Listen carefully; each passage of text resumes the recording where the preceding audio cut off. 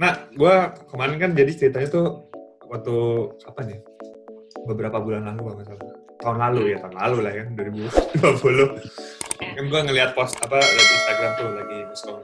Oh tiba-tiba ada postingan lu itu yang lu lagi posting pas baru dapet permanent resident holder ya, tapi namanya permanent resident card card. holder. Ya, Iya, permanent resident card holder itu. Terus gue langsung kaget, wow, gila.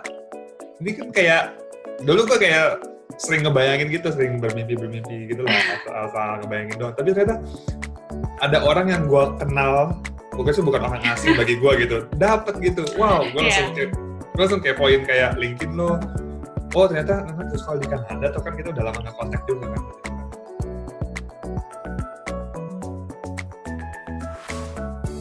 Reasonnya tuh dari awal emang rencananya pingin cari long term untuk kerja di luar negeri, long term untuk kerja untuk sekolah di luar gitu. Jadi kita ngelihat di mana yang bisa nerima high school student, plus mungkin ada plusnya juga nggak pakai bahasa asing gitu loh, bahasa Inggris ya kan.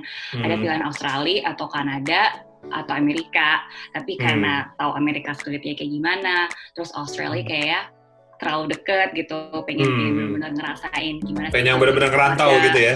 Iya, Yang terus real kayak ngerantau gitu ya. terus benar-benar ngerasain kayak dinginnya tuh gimana sih, kayak gue belum pernah ngerasain snow sebelum gue pergi dari Indonesia, sebelum gue ke Kanada. Jadi Kanada lah yang kita pilih.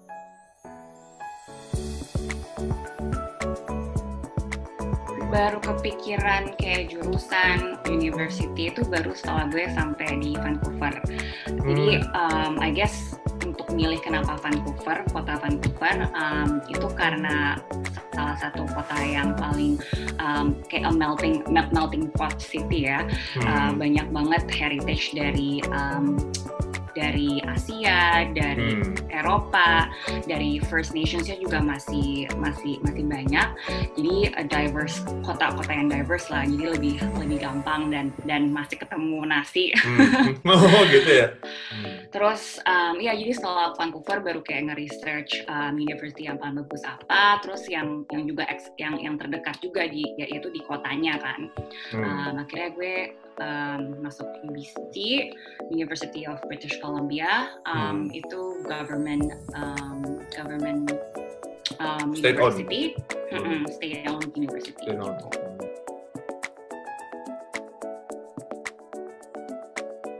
Nah, karena gue ngelihat di sana banyak university yang butuh banyak requirements in terms of like academic. Jadi masa transisi tuh lebih enak di sini tuh untuk masuk college dulu. Kalau misalnya di UK kayak foundation year dulu gitu ya. Jadi gue ke college dulu, banyak ketemu international students, it's really good start to kayak make friends on the same boat as you, yang masuk ke negara baru, semuanya asing kan. Nah terus gue tahun pertama, jadi gue tuh nyicil semua di situ, ambil courses di situ. Setelah itu baru gue pilih mau masuk university-nya kemana.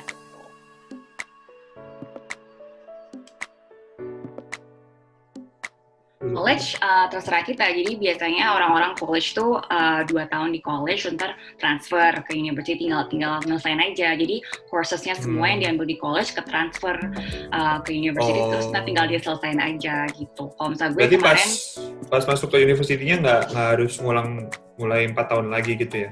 enggak. Tetap oke.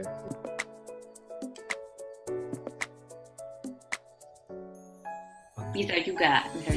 Tapi kayak again requirements-nya lebih ketat ya, kayak A-level-nya mesti tinggi, atau kalau misalnya ambil IB gitu mesti kita dari international school sebelumnya.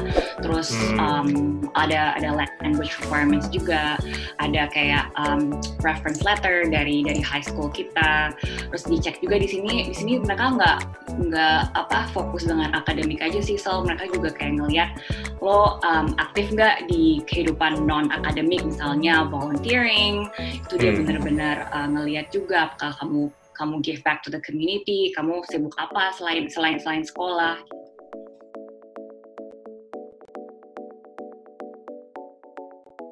Kanada adalah kota untuk imigran, dia seneng orang datang ke Kanada. Kenapa? Karena Kanada butuh orang. Dikit banget ya orangnya? Lo bayangin aja kayak Kanada size-nya 9,9 million kilometer kilometer square gitu ya. Terus kira-kira 5 kali lebih besar Indonesia besarnya. Tapi kita di sini populasinya cuma 37 juta orang. Gila. Dikit banget ya dibanding Indonesia. Iya.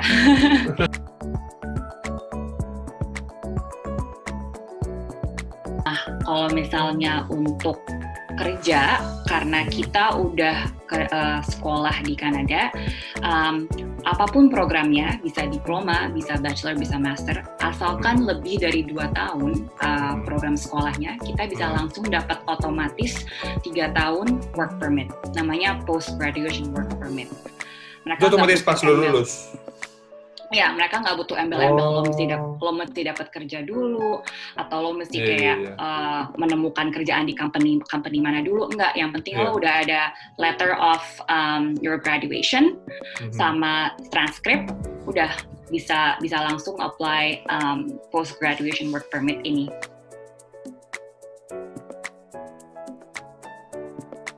Ya, jadi that's a good question ya. Jadi kayak ada bridging period di mana kita dikasih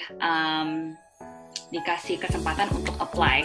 Nah, pada saat kita apply pun, walaupun kita belum dapat surat-suratnya, kita udah punya status namanya implied status. Jadi kita bisa kerja juga pada saat itu. Gitu. Visanya, jadi visa di sini tuh namanya temporary resident visa. Mau kita student, mau kita visitor, itu namanya temporary resident visa. Jadi kita selalu punya itu pada saat kita tinggal di sini. Oh gitu, menarik ya. Hebat. Berarti emang dari segi dibuat supaya lu emang mau stay di situ ya. Dibuat nyaman gitu. Okay.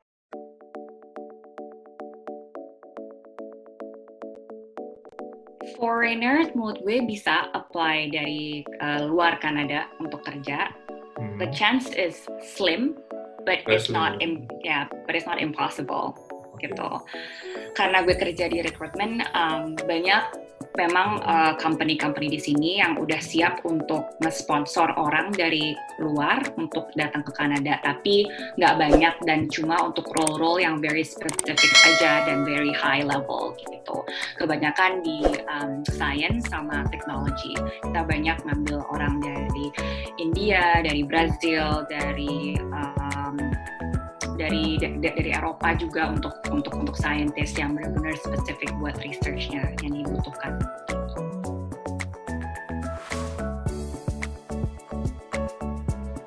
Years of experience, education credibility juga itu ngebantu, and then work experience-nya masih banyak dan juga high level role.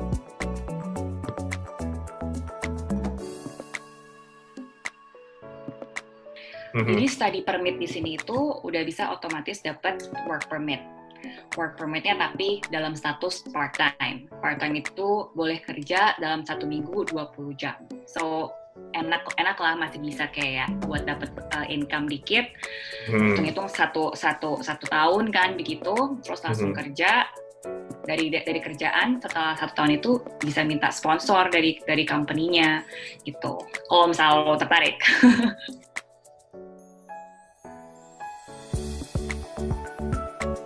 Nah, tapi kalau misalnya tadi tuh untuk kan lu bilang ada segi experience, kompetensi gitu kan, sama education. Kalau education maksudnya gimana tuh? Apakah orang yang foreigner yang di hire dari luar itu harus minimal misalnya master, PhD atau minimal dari university mana, lulusan mana gitu? Buat yang nggak kuliah di Kanada ya? University asalkan itu equivalent sama education di Kanada dan mereka bisa kasih proof sertifikat mereka diterima oleh Canadian Education, itu satu. Kedua, I think minimum degree itu master, karena kalau misalnya bachelor aja kurang dilihat di sini.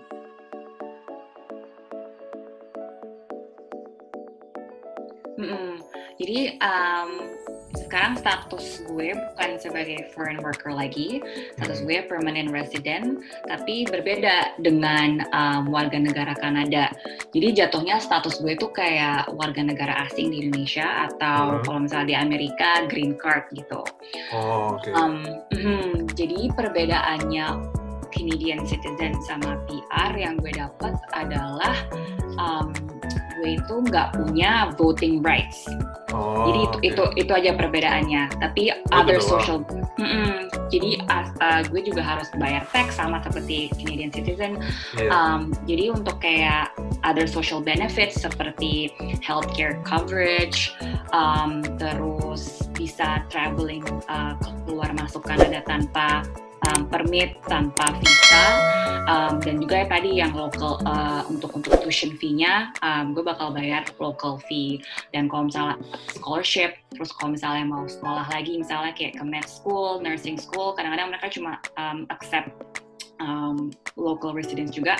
Sekarang gue bisa apply gitu. Itu yang menjadi keunggulan dan benefit dari punya PR. Tapi lu nggak bisa bilang you're Canadian right now? No. You can't say that. Okay. No. You're still Indonesian, ya? I'm still Indonesian dong. Oh, okay.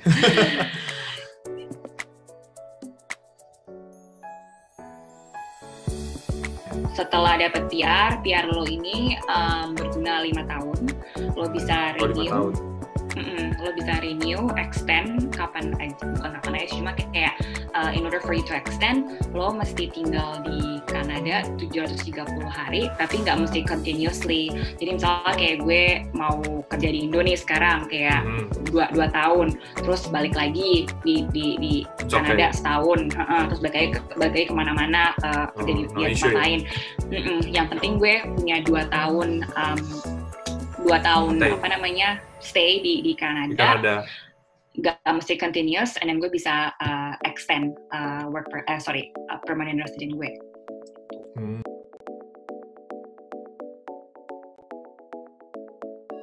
Ini I guess buat teman-teman yang kayak interested buat tinggal di Kanada atau kayak mau mulai dari ngambil sekolah, like I said, mereka di sini benar-benar welcome dengan immigrants. Jadi untuk dapat PR itu sebelum kita mulai apply, kita yang harus di-invite sama government-nya. Jadi sebelum kita buat, jadi kita untuk apply PR itu prosesnya dari Federal Skill Program, dari orang yang kerja di sini ada 2, namanya Express Entry dan Provincial Nominee Program. Kalau Express Entry dan Provincial Nominee Program. Cara mereka nge-measure dan untuk ngasih status ini tuh dengan cara experience, ada point-based system, dan ada dokumen checklist juga yang bisa nge-verify apakah orang ini sama dengan profil yang mereka buat gitu.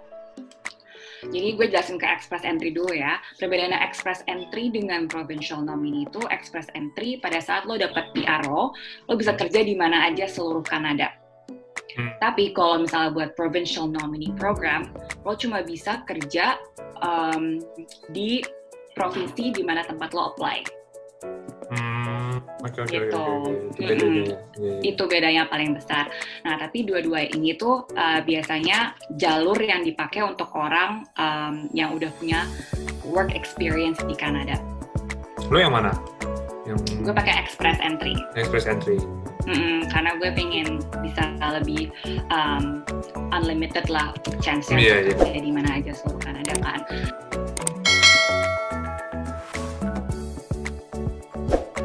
Jadi, like I said, sebelum lo apply, lo tuh bakal di-invite gitu loh. Jadi, cara pertama lo untuk be eligible, lo mesti buat profile.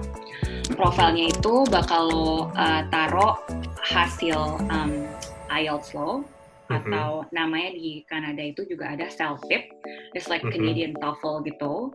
Jadi language, jadi mesti ada language test result. Terus mesti upload passport, mesti ada Canadian education document. Lo juga bisa pakai S1 lo di Indo. Tapi ada namanya kayak education credential assessment. Jadi government sendiri yang bakal assess apakah ini equivalent dengan Canadian education requirement. Terus lo juga ada job offer, and then this job offer must be 1 year before you create this profile. Jadi lo mesti punya 1 tahun work experience di Kanada, dan jobnya bukan bisa mana aja, bukan kayak cuma jaga toko gitu. Ada beberapa kode di mana lo baru bisa eligible untuk apply PR. Jadi ada 3 kodenya. Namanya di sini National Occupation Code, ada code 0, code A, and code B. Code 0 tuh buat managerial occupations. Jadi misalnya lo jaga toko, tapi lo jadi manajer toko, itu mereka bisa acknowledge lo gitu. Kedua, yang NOCA itu professional seperti dokter, engineer, lawyer, profesional di mana yang butuh biasanya education yang tinggi gitu ya. Terus kode B, which is yang technical and trade occupations, which is like what I'm doing right now, recruiter gitu. And then ada proof of funds dari bank juga, dari bank juga.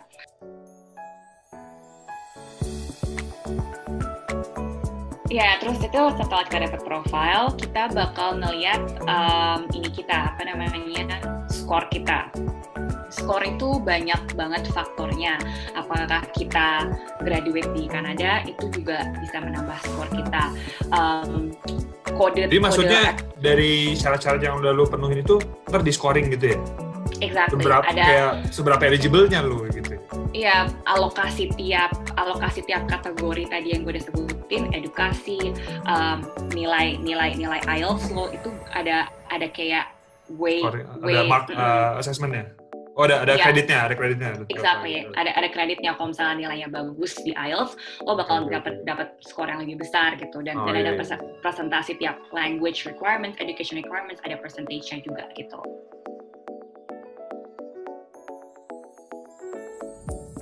Nah, minimum standarnya itu gue nggak ngerti cara mereka random pooling-nya atau calculation-nya, karena yang mereka lakukan setelah kita masukin nilai nih, kita udah di pool-nya mereka.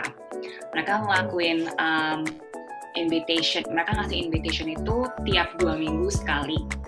Tapi average-nya itu benar-benar tergantung mereka tuh gimana, dan gue nggak begitu tahu skornya, karena pada saat gue apply itu 445 poinnya diterima. Terus itu 2018. Terus 2019 teman-teman gue mau apply, pada nggak dapet karena nilainya tinggi banget, 470, 480 gitu. Jadi mungkin tergantung berapa banyak orang di poolnya, dan skornya mereka tuh yang paling banyak yang mana, kayaknya sih gitu ya.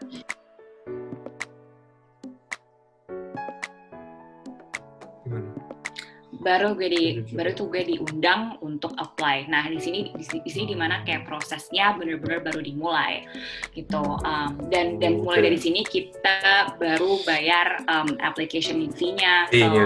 Jadi application fee-nya tuh sekitar $1,000 waktu gue apply. Terus mereka ini lebih banyak documentation checklist ya. Jadi mereka bakal minta offer letter, employment letter. Jadi kayak reference letter dari company-nya bahwa yang menyatakan kalau iya Mardiana kerja di sini berapa tahun, responsibility-nya ini yang cocok dengan occupational code yang tadi gue bilang gitu.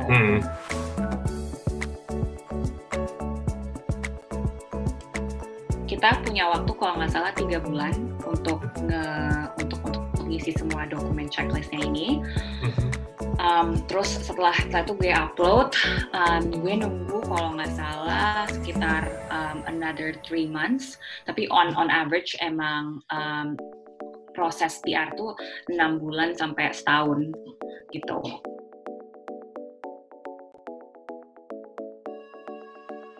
Dokumentasi sih, karena kayak super detail. Kalau misalnya udah dapet checklistnya tuh mereka banyak minta sesuatu ya, dan kadang-kadang agak vague instructionnya, and kadang-kadang kita punya situasi yang beda-beda gitu, misalnya pasportnya udah mau habis lah, atau kerjaannya kayak gue beda gitu role-nya. Jadi I suggest kalau misalnya bisa sih ngomong ke expert, tapi it's very doable to do it yourself gitu.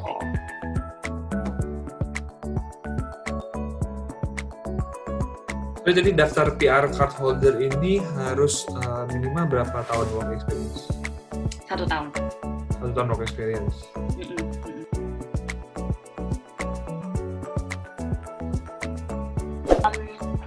Bisa kerja di mana aja, field apa aja, terus nggak perlu worry sama kayak mesti extend work permit, mesti extend study permit. Jadi kayak nggak kepacu waktu lagi aja gitu. Dan You have more time gitu ya, lebih banyak waktu daripada dikejar-kejar sama deadline dari expiry date-nya permit lo sebelumnya itu ya. Lebih offer security lah buat kita di sini. Ya, and flexibility, benar.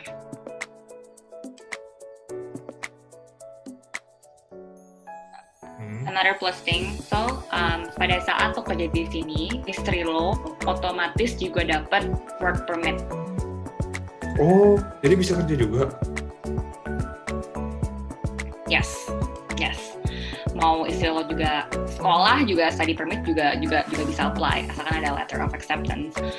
Tapi istri lo juga bisa kerja. Itu langsung buat yang udah berkeluarga gitu? Ya, otomatis kayak spousal work permit. Bawa anak pun juga, anak lo bisa dapat study permit dan sekolah di sekolah lokal di sini. Dan sekolah S dari TK sampai SMA ada free tuition fee. Oh iya? Oh, sekolah di sana gratis ya? SD sampai SMA? Ya. Tapi mesti public ya. Public school.